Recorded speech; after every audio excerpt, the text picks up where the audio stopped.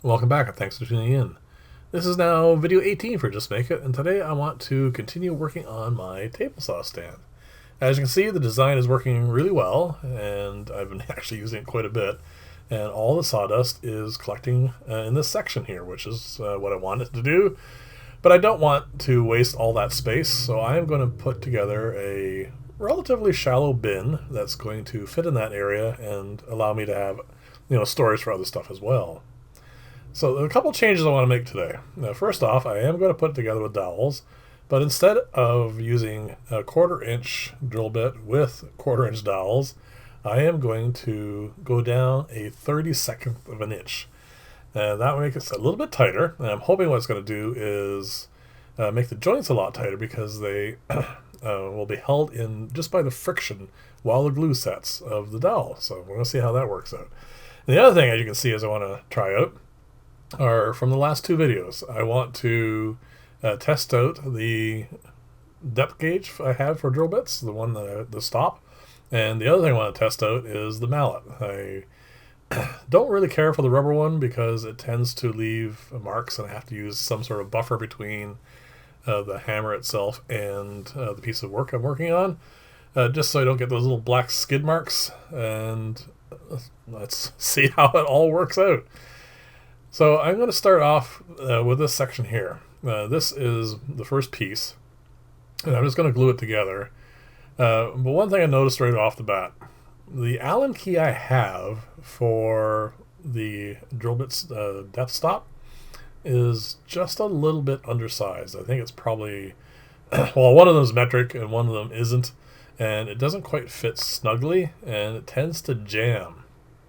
So my intention here at this point was to set this all up, get everything in place, and show you the first hole.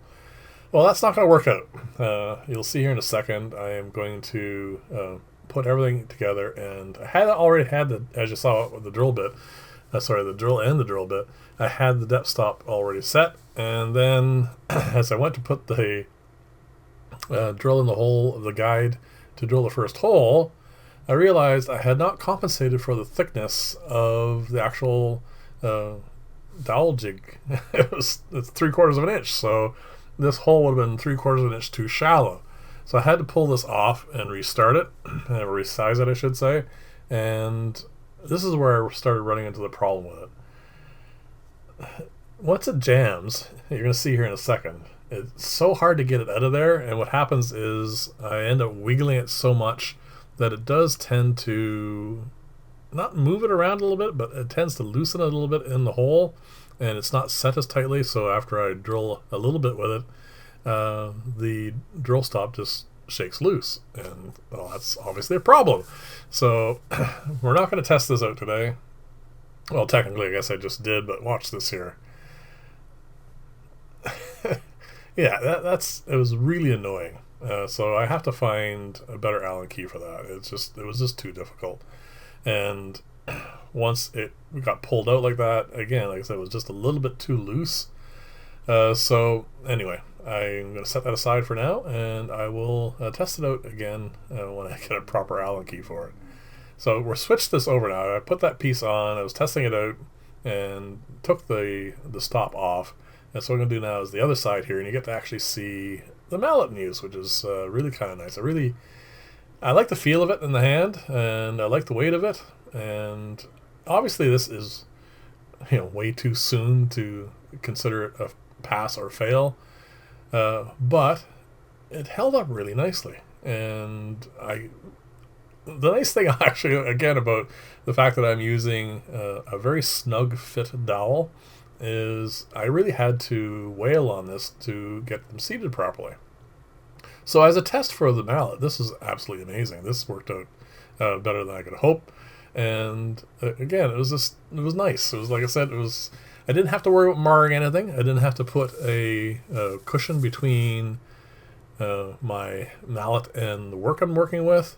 So again, I was, like I said, very happy about this. But there is one thing that's going to come up here in a little bit that is a small problem with this. If I decide I like having that snug fit and using it as kind of a clamp process by having such a tight fit as you can see here. If I am liking this, so I don't have any problems with them popping or anything, I need to make another jig, because that little bit of a difference, that 32nd of an inch, as you can see when I was drilling the holes, it doesn't hold the drill bit perpendicular. There's a bit of a wiggle there.